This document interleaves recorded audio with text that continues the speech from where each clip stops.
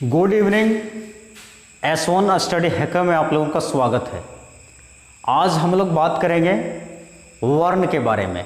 उससे पहले हम भाषा के विषय में थोड़ा बहुत जान लेते हैं। तो भाषा किसे कहते हैं?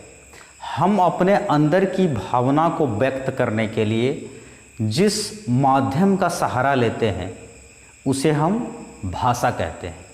हम अपने मन की बात को एक दूसरे के सामने प्रकट करने के लिए, रखने के लिए जिस उपाय का सहारा लेते हैं उसे ही तो भाषा कहते हैं। भाषा के मुख्यतः 3 भेद होते हैं: लिखित भाषा, मौखिक भाषा और सांकेतिक भाषा। जब हम अपने मन की बात को लिख करके प्रकट करते हैं तो लिखित भाषा कहलाती है, और जब हम अपने मन की बात को बोल करके एक दूसरे के सामने रखते हैं तो उसे मौखिक भाषा कहते हैं। और जब हम इन दोनों का इस्तेमाल नहीं करते तो उस अवस्था में हम सांकेतिक भाषा का इस्तेमाल करते हैं। अधिकतर आप जो बोलने में सक्षम ना हो वैसे लोग सांकेतिक भाषा का इस्तेमाल करते हैं। हालांकि आम लोग भी परिस्थितियों के अनुकूल सांकेतिक भाषा का इस्तेमाल करते हैं। उसके बाद हम लोग जानेंगे लिपि के बारे में। तो संसार में जितनी भी भाषाएं बोली जाती है उन भाषाओं को लिखने के लिए जिन सांकेतिक चिन्हों का हमने प्रयोग में लिया उसे हम लिपि कहते हैं। एज लाइक जब हम हिंदी लिखते हैं तो उसे लिखने के लिए देवनागरी लिपि का इस्तेमाल होता है। इंग्लिश रोमन भाषा में लिखी जाती है, उर्दू फारसी भाषा में लिखी जाती है, संथाली ओलचिकी लिपि में लिखी जाती है। इस तरह से बहुत से, जैसे पंजाबी गुरुमुखी लिपि में लिखी जाती है। तो तमाम तरह की भाषाएं हैं और उन्हें लिखने के लिए तमाम तरह की लिपियां भी हैं। तो आइए हम लोग बात करेंगे वर्णों के विषय में। वर्ण किसे कहते हैं? तो वर्ण उस मूल ध्वनि को कहते हैं जिसके खंड या टुकड़े नहीं किए जा सकते हैं। यानी कि हमारे मुख से जो भी ध्वनियाँ निकलती है, आवाज़ निकलती है, तो वह छोटी इकाई जिसके अब और अधिक टुकड़े नहीं किए जा सकते, जिसके अब और अधिक खंड नहीं किए जा सकते, उसे ही तो हम वर्ण कहेंगे। वर्ण मतलब अक्षर, इंग्लिश में लेटर कहते हैं। इंग्लिश में लेटर ABCD होता है, हिंदी में हमारे अक्षर वर्ण को कहते हैं। क ख ग ये सब को गणितीय भाषा को प्रकट करने के लिए 1 2 3 4 5 1 2 3 4 ये सब का प्रयोग किया जाता है। उसी तरह से हम हिंदी भाषा को लिखने के लिए ये वर्णों का इस्तेमाल में लेते हैं। तो आइए हम लोग जानेंगे कि इनके कितने भेद होते हैं। सभी अक्षर को आप लोग जानते होंगे, एकदम लोअर क्लास में 1 2 क्लास 3 में आप लोग सब चीज़ें पढ़े होंगे।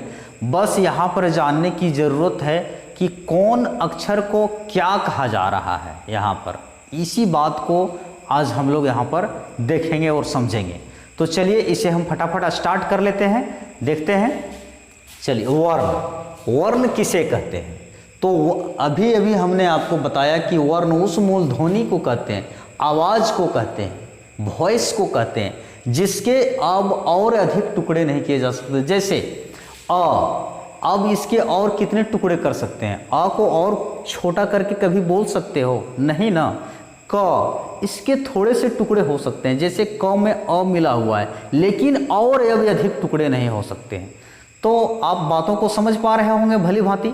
चलिए आगे देखते हैं। वर्णों की मूल संख्या 44 होती है और कुल संख्या 52 होती है। हम इसके भाग को समझ लेते हैं। वर्ण के मुख्यतः 2 भेद होते हैं, लेकिन अब इसे और अधिक बढ़ाया जाए तो इसके 3 भेद हो सकते हैं।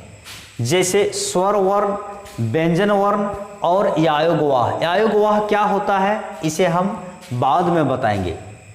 सबसे पहले हम इस भाग को लेकर के चलते हैं, इस भाग की चर्चा हम लोग करेंगे। देखिए स्वर वर्णों की मूल संख्या 11 होती है और कुल संख्या 13 होती है। एग्जाम में अक्सर इन्हीं बातों को लेकर के ज़्यादा फंसाया जाता है, कंफ्यूज किया जाता है छात्रों को एवं छात्राओं को। आगे देखिए, स्वर वर्ण के 3 भेद होते हैं, हर्ष स्वर वर्ण, दीर्घ स्वर वर्ण और प्लुत स्वर वर्ण। हर्ष स्वर वर्णों की संख्या 4 होती है, जबकि दीर्घ स्वर वर्णों की संख्या 7 होती है। हालांकि इसे भी हम टुकड़ों में यहाँ पर बांट दिए हैं, आगे इसको बात करेंगे। प्लुत स्वर की संख्या 1 होती है। हर्ष स्वर वर्ण उस वर्णों को कहा जाता है, उन वर्णों को कहा जाता है जिसे बोलने के लिए दीर्घ स्वरों की अपेक्षा बहुत ही कम समय लगता है, और दीर्घ स्वर उन स्वर वर्णों को कहा जाता है जिसे बोलने के लिए हर्ष स्वर के अपेक्षा अधिक समय लगता है। और प्लुत स्वर उन स्वर को कहते हैं, उस स्वर को कहते हैं जिसे बोलने के लिए हर्ष और दीर्घ के अपेक्षा 2 गुना समय लगता है, उसे हम प्लुत स्वर कहते हैं। आइए इसे हम बारीकी से समझते हैं। देखिए, अ हर्ष स्वर, आ दीर्घ स्वर, हर्षई हर्ष स्वर, दीर्घई दीर्घ स्वर, हर्षऊ हर्ष स्वर, दीर्घऊ दीर्घ स्वर, री हर्ष स्वर। इसकी संख्या 4 होती है, 1 2 3 4। यहाँ पर मैंने लिख भी दिया है। दीर्घ स्वर आ दीर्घई दीर्घऊ, ए आय ओ आओ। हालांकि अगर एग्जाम के लेवल पर, कॉम्पिटिटिव एग्जाम के लेवल पर देखा जाए तो स्वर वर्ण के 4 भेद होते हैं, हर्ष स्वर, दीर्घ स्वर, प्लुत स्वर और एक संयुक्त स्वर। हम यहाँ पर लिख दिए हैं संयुक्त स्वर। अब संयुक्त स्वर कौन कौन से होते हैं, यहाँ पर देखिए, ए आय ओ आओ। संयुक्त मतलब होता क्या है? संयुक्त मतलब होता है जुड़ा हुआ, जो 2 वर्णों के मेल से बना है, जो 2 वर्णों के मेल से बना है, मिलने से बना है, उसे संयुक्त। आप व्यंजन में भी संयुक्त व्यंजन वर्ण पढ़ेंगे।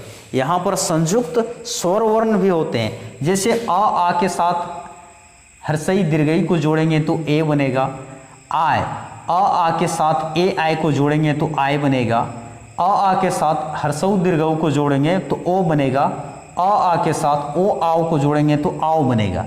इसकी टोटल संख्या, संयुक्त व्यंजनों की टोटल संख्या 4 होती है। लेकिन यदि हम उस लेवल पर न देखें तो स्वर वर्ण के मुख्यतः 3 ही भेद होते हैं। अब यहाँ पर हम चर्चा करेंगे प्लुत स्वर के बारे में। तो प्लुत स्वर की संख्या 1 होती है। जैसे, और इसके उच्चारण में हर्ष और दीर्घ की अपेक्षा में 2 गुना समय लगता है। जैसे हम बोलेंगे ओ, बहुत दूर तक राग खींच रहे हैं ना, इसीलिए इसमें 2 गुना समय लगता है। हम किसी को बुला रहे हैं, हे राम बुला रहे हैं दूर से, हे रहीम, बहुत लंबा जब हम सांस को खींचते हैं तो यहाँ पर प्लुत स्वर का इस्तेमाल होता है। तो आप इन बातों को समझ गए होंगे। स्वर वर्णों की संख्या, मूल संख्या 11, कुल संख्या 13, इसे ध्यान दीजिएगा। हम बात करेंगे व्यंजन वर्ण के बारे में। व्यंजन वर्णों की मूल संख्या 33 और कुल संख्या 39। अब ये 33 और 39 कैसे होता है, हम यहाँ पर बारीकी से समझेंगे। व्यंजन वर्ण उन वर्णों को कहा जाता है जिसे लिखने के लिए या बोलने के लिए स्वर वर्णों की सहायता ली जाती है। जैसे क में अ भी है, क में अ भी है, ख में अ है। सब में जितने भी व्यंजन वर्ण है, सबों में स्वर वर्ण आपको मिलेंगे। तो अब बात करेंगे व्यंजन वर्ण के कितने भेद होते हैं। तो व्यंजन वर्ण के 6 भेद होते हैं। ये कैसे होता है अभी हम आप लोगों को दिखाएंगे। स्पर्श, संयुक्त, द्वितु, वर्गीय, अंतःस्थ, युष्म। हम लोग एक एक करके चर्चा करेंगे। स्पर्श व्यंजन, इसकी संख्या 33 होती है। कैसे होती है देखिए, इसको हमने 3 पार्ट में बांट दिया। यहाँ देखिए, युष्म, ये युष्म व्यंजन। हमने यहाँ पर इसको 3 पार्ट में बांट दिया। आपको देख करके हड़बड़ाना नहीं है, आराम से स्क्रीनशॉट लेकर के भी आप इसे समझ सकते हो। स्पर्श व्यंजन को हमने यहाँ पर 3 पार्ट में बांट दिया। वर्गीय व्यंजन जिसमें आता है क ख च छ ट ठ त थ प फ, सब ये वर्गीय है। एक वर्ग में 5 अक्षर है, दूसरे वर्ग में भी 5 अक्षर है, तीसरे में मतलब ये टोटल 25 आता है। 1 2 3 4 5, सबों में 5 अक्षर है। 5 अक्षर है तो 25 अक्षर होते हैं। इसकी मूल संख्या 16 होती है, जबकि कुल संख्या 25 होती है। 16 कैसे होती है, यहाँ पर देखिए, आपको त थ तक प्रत्येक वर्ग का चौथा अक्षर ही लेना है, लास्ट वाले अक्षर को नहीं लेंगे। क ख ग घ 4 अक्षर लिए, उआ को छोड़ दिए। च छ ज झ 4 अक्षर को लिए, उआ को इया को छोड़ दिए। उसके बाद ट ठ ड ढ मूर्धन्य को छोड़ दिए। त थ द ध दंत न को छोड़ दिए। इस प्रकार से 16 हो जाता है। ये मूल वर्गीय व्यंजन कहलाते हैं। एग्जाम के स्तर पर आप सोचिएगा तो ये बहुत इम्पोर्टेंट हो जाता है, याद रखिएगा। उसके बाद प फ का कोई भी अक्षर नहीं लिया जाता है। हम बात करेंगे उच्चारण स्थान। उच्चारण स्थान क ख के बाद च छ आता है, उसके बाद ट ठ आता है, त थ आता है, तब प फ आता है। ये सब क्रमबद्ध है, क्रमानुसार है। क ख के बाद कभी ट ठ नहीं आ सकता और ट ठ के बाद कभी प फ नहीं आ सकता। ये क्रमबद्ध तरीके से ही लिखा हुआ रहता है और आपको भी लिखना उसी अनुसार से पड़ेगा। तो हमारे पास यहाँ पर देखिए जो वॉइस इंस्ट्रूमेंट है, जो स्वर अंतरियाँ हैं, देखिए सबसे पहले यहाँ नीचे की ओर देखेंगे तो यहाँ कंठ है। उसके बाद थोड़ा ऊपर चढ़ेंगे तो वहाँ तालु है। तालु के पीछे आएंगे मूर्धा है। जो जीभ को देखिएगा ऐसे घुमा करके तो खुरदरा वाला भाग को मूर्धा बोला जाता है। उसके नीचे दांत है और दांत के बाहर ओठ है। तो जिस प्रकार से हमारे इंस्ट्रूमेंट, हमारी स्वर अंतरियाँ क्रमबद्ध तरीके से एक के बाद एक है, कभी कंठ के तुरंत बाद दांत नहीं आ सकता, वो तो क्रमबद्ध ही है। उसी प्रकार से जब यहाँ पर क्रमबद्ध हो सकता है तो हमारी स्वर अंतरियों में क्यों नहीं। तो सबसे पहले कंठ यहाँ नीचे है तो क ख को यहाँ बैठा दीजिए। उसके बाद तालु है तो च छ को बैठा दीजिए। उसके बाद मूर्धा है ट ठ को बैठा दीजिए। उसके बाद दांत है तो त थ को बैठा दीजिए, क्योंकि त थ दांत से ही उच्चारण होता है। जब हम बोलते हैं तो हमारी जिह्वा दांत को आकर के छूती है। उसके बाद प फ, तो प फ ब भ म ऐसा इन 5 अक्षरों को बोलने के लिए ओठ का इस्तेमाल होता है, ओष्ठ का इस्तेमाल होता है। इसीलिए इसका उच्चारण स्थान योष्ठ ही होता है। बाकी और भी अक्षर बचे हुए हैं जिसको हम एक नेक्स्ट वीडियो में बात करेंगे। उसके क्योंकि यहाँ पर अभी बहुत सारी चीज़ें बतानी है, बाकी है अभी।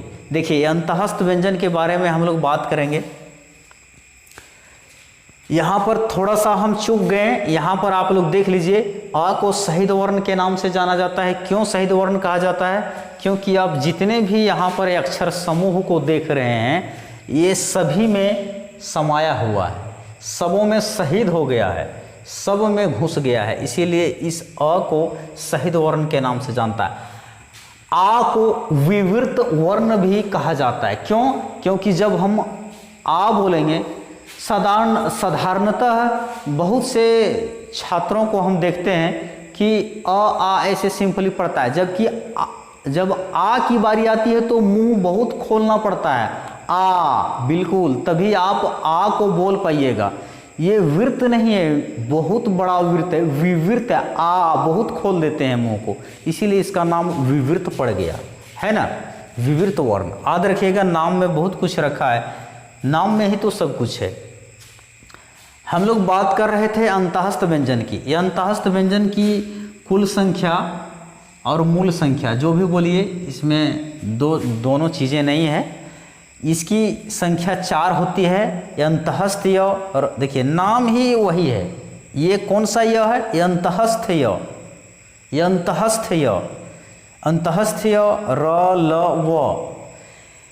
अब यहाँ जानने योग्य बात यह है कि य और व इसे यर्ध स्वर के नाम से भी जाना जाता है। यर्ध स्वर या आधा स्वर, देखिए अ नहीं है, य है। अ और य ये दोनों में बहुत फर्क है। तो य और व ये दोनों को यर्ध स्वर के नाम से जाना जाता है। टाइम न गवाते हुए हम आगे बढ़ेंगे और फटाफट बातों को समझते चले जाएंगे। बहुत ही आसान है, आप इसे रिवीजन करिएगा 2-3 बार, वीडियो को 2-3 बार देखिएगा, आराम से याद हो जाएगा आपको। नोट डाउन भी करते जाइएगा। हम बात करेंगे युष्म व्यंजन की।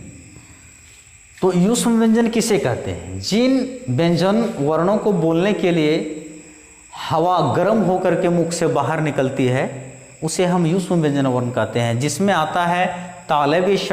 इस स को बोलने के लिए हमारी जिह्वा तालु को टच करती है, और मूर्धन स, ये स को बोलने के लिए हमारी जिह्वा मूर्धा को टच करती है। और दंत स, जब दंत स को बोलते हैं तो हमारी जिह्वा जाकर के दांत को छूती है, और तभी इसे हम दंत स के नाम से जानते हैं। ये तीनों स है, श स स, लेकिन ये है तालव्य श, मूर्धन्य श, दंत श, और ये है ह। उष्म व्यंजन वर्णों की संख्या 4 होती है। इसे हम संघर्षी व्यंजन भी कहते हैं। ह को नहीं, ये तीनों स स स स स को संघर्षी, स से संघर्षी, और तीनों स स स स स स, तो संघर्षी व्यंजन वर्ण। स्पर्श संघर्षी च छ ज झ को बोला जाता है। याद रखिएगा, बहुत इंपॉर्टेंट है। चाहे कोई भी एग्जाम हो, इवन IAS IPS कोई भी एग्जाम, यदि हिंदी सब्जेक्ट इंक्लूड है तो चीज़ों को इतने बेहतरीन ढंग से समझ लीजिए कि फिर कभी आपको दोबारा देखने की ज़रूरत ना पड़े। चाहे वो कितना बड़ा एग्ज़ाम हो, चाहे किसी भी लेवल का एग्ज़ाम क्यों ना हो, कोई भी सब्जेक्ट हो, उस चीज़ को सीखने में बहुत सारा टाइम खर्च करिए, लेकिन बनाने में टाइम खर्च नहीं होना चाहिए। आपका कलम देख करके दूसरे का कलम रुक जाना चाहिए। ऐसी तैयारी करिए, ऐसी तैयारी करिए आप। तो स्पर्श संघर्षी व्यंजन च छ ज झ को वतस्य वर्ण ज ल र स, इसको एकदम और आसान से याद हो जाएगा, जलरस। काकल्य वर्ण ह को बोला जाता है, बहुत ही इंपॉर्टेंट है ना। तो हमने यहाँ पर युष्म व्यंजन के बारे में बात किया। हम बात करेंगे व्यंजन वर्ण के बारे में। व्यंजन वर्णों की कुल और मूल दोनों सेम होती है। इसकी संख्या 4 है, जो कि यहाँ पर लिखा हुआ है संजोगी छ, त्र, ज्ञ, स्र। संजोगी छ आधा क और आधा मूर्धन स के मिलने से बना हुआ है, तभी तो हम इंग्लिश में लिखते हैं KSH। देखिए, K फॉर क, SH फॉर स, तो दोनों को मिला हुआ है ना। हम ये चीज़ लिख दिए याद रखने के लिए, आपको एग्जाम में पूछा जा सकता है कि संजोगी छ किन 2 अक्षरों के मेल से बना हुआ है। आगे त्र, त और र आधा हलंत, किसी भी अक्षर के नीचे इस तरह से हलंत लगा देने से वह अक्षर आधी हो जाती है। ज्ञ, ज और इय दोनों को मिलाने से ज्ञ बना हुआ है, और आधा तालव्य श और आधा र के मिलाने से स्र बना हुआ है। तो आई होप आप इस बात को भली भांति समझ गए होंगे। हम बात करेंगे द्वित व्यंजन वर्ण के बारे में। द्वित व्यंजन वर्ण ड़ और ढ को कहा जाता है। इसकी संख्या 2 होती है। इसे हम तुर्की वर्ण के नाम से भी जानते हैं। यहाँ पर हमने वो चीज़ें बता दी। यर्ध स्वर इस बात को बता दिया, य और व को, विवृत वर्ण आ और आ को, सहित वर्ण अ को, ठीक है। अब ये संख्या 33 कैसे हुआ? 25 और 4 29, 29 और 4 33। संयुक्त व्यंजन वर्ण आप यहाँ पर देख पा रहे हैं, द्वित व्यंजन वर्ण यहाँ पर देख पा रहे हैं। हम बात करेंगे यायोगवाह की। यायोगवाह की कुल संख्या और मूल संख्या दोनों सेम होती है। इसकी ये 2 होते हैं, अंग और यह। अब ये ना तो स्वर है और ना ही व्यंजन है, इसीलिए इसका एक अन्य नाम और भी है जो कि नपुंसक के नाम से जाना जाता है। क्यों? क्योंकि ना ये स्वर है और ना ही व्यंजन है, इसीलिए हम इसे यायोगवाह या तो फिर नपुंसक वर्ण के नाम से जानते हैं। तो जिस प्रकार से कोई खसी ना तो वह बकरा होता है और ना ही वह बकरी होती है, वह तो एक खसी होती है। उसी प्रकार से यहाँ पर ना तो ये स्वर वर्ण है और ना ही व्यंजन वर्ण है। भला स्वर वर्ण कैसे हो सकता है? जैसे देखिए अंग, तो अंग में अंग भी आ रहा है, ग भी आ रहा है, अंग, उआ का उच्चारण आ रहा है और अ भी आ रहा है।